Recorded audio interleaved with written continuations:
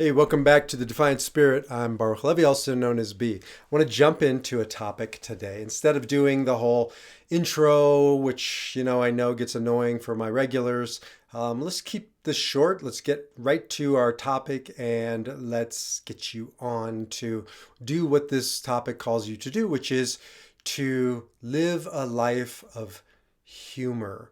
Humor, as Dr. Frankl calls it, is a weapon of the soul. Dr. Frankl, of course, you know by now, is my teacher, mentor, father of logotherapy. I'm a logotherapist, meaning centered, not just therapy, but living. And how do we live in a world that's so difficult and struggle filled and chaotic and painful, right? We have to laugh. You either laugh or you cry. Dr. Frankl talks about being in the Holocaust, and even the most extreme in human history of suffering and degradation was not without humor. He talks about in Man's Search for Meaning, the role of humor as a weapon of the soul. I'm going to read you what he says. Humor was another of the soul's weapons in the fight for self-preservation. It is well known that humor, more than anything else in the human makeup, can afford an aloofness and an ability to rise above any situation, even if only for a few seconds. Humor is an act of defiance. I mean, we don't think of it that way. You think of it as, I don't know, something funny, something light, something silly, but humor is a revolutionary act. That's why we need comedians. That's why we must not censor comedians. In our cancel culture world right now, there's a lot of debate about what's acceptable, what's not acceptable. We need comedians to push the edge of what's acceptable, what's deemed acceptable. We cannot silence them. I don't care if it's anti-Semitic. I don't care if it's racist. I don't care what it is. The moment we silence them, we pay a serious price. We need to have them push the envelope because they're revolutionaries. I mean, you look at, like, in this country, the previous century, somebody like Lenny Bruce. If you ever watched Lenny Bruce's stuff, it's not funny by our standards, or a lot of Richard Pryor's comedy wasn't funny. It was subversive. It was challenging. It's also not coincidence that Jews and blacks disproportionately led the way in America, at least in comedy in the previous century, because these were two oppressed groups. Disproportionately, comedians were either Jewish or black. I think in some ways they still are, because you either laugh or you cry. And you do cry when you're when there's racism, when there's anti-Semitism, when you're oppressed. But it's not the only way to blow off steam and to challenge the authority and to push the envelope. An act of subversion, telling a joke, making fun of something. Because as Frankl here says, there's a moment of aloofness where you're no longer enslaved by the person who hates you, who's oppressing you, or the suffering-filled circumstances. Frankl talks about their bodies were shaped. They're going into the showers. The showers weren't showers all the time. They were gas chambers. And he talks about them looking at each other, totally shaved, stripped down, walking into the showers, not knowing if it was Zyklon B, the poisonous gas coming out, or if it was going to be actual water that's obviously a real shower, and them making jokes about each other's bodies, almost like a male locker room kind of a behavior for a moment, because they're laughing. And it wasn't disrespect. It was, in fact, subversive. To say these Nazis are sending us maybe to our deaths, but they're not taking everything from us. They're not taking what Frankl called our defiant power of the human spirit. And sometimes that's taking up sword, and sometimes that's making a stand, and sometimes that's done through the weapon of soul called humor.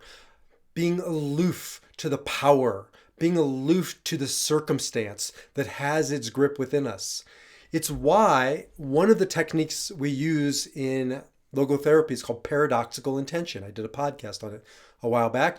But making fun of something that has its grip on you. So, for instance, if you're overwhelmed by, let's say, airplanes, you have a fear of flying. It's important to deal with that in different ways. One of the ways Frankl talked about is paradoxical intention, which means you go into it even more and then you start making it fun and funny and humorous, making it silly in your mind. I told you about the woman I counseled who couldn't get into her bed under the covers because that's where her husband had died. And 2 years later, she was still sleeping on top of the covers and essentially just putting a sheet over them, but she couldn't get under the covers because that was the last place her husband was. And so finally we started doing this silly exercise where she would karate chop the bed and beat it up like it was her, like one of those martial art movies, those kung fu movies where the Chinese didn't match up to the dubbing of the language. And so we would do silly stuff, and she took back her power from that bed, from that last moment where she saw her husband, and she just felt powerless, and through humor, through paradoxical intention, but making her stand and saying, I will not let you dominate me. I will not let you make me live in constant fear and anxiety.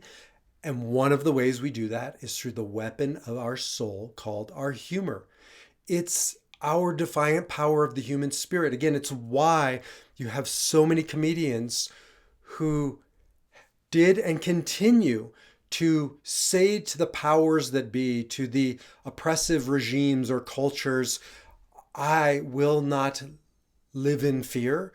I will not allow you to have power over me. And one of the ways we will diffuse this is through the power of humor. If you read the Torah, there's lots of comedic moments in it. The Bible, when Moses is battling with Pharaoh, remember that moment when the 10 plagues?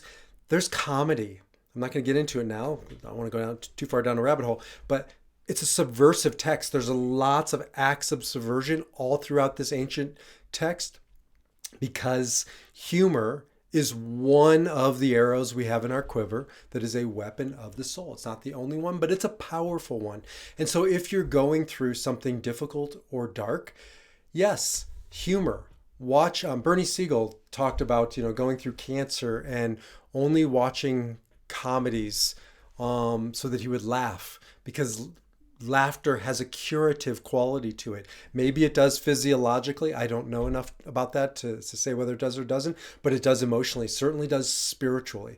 When we can laugh, we take back our power. We make our stand. We unleash the defiant power of our spirit. And ultimately, we stop living in reaction. We stop allowing that thing to dictate how we feel, how we behave, and we pause. We get some distance. And then, as Frankl would say, we choose our response. So consider the role of laughter, of humor in your life, not just as a sort of a throwaway line or a distraction, but actually as a stepping stone on your path to taking back your power, to not live in reaction to whatever it is you're facing, no matter how big or challenging it might be, and to choose your response. And one of the ways we do that is through the power of humor, the weapon of the soul.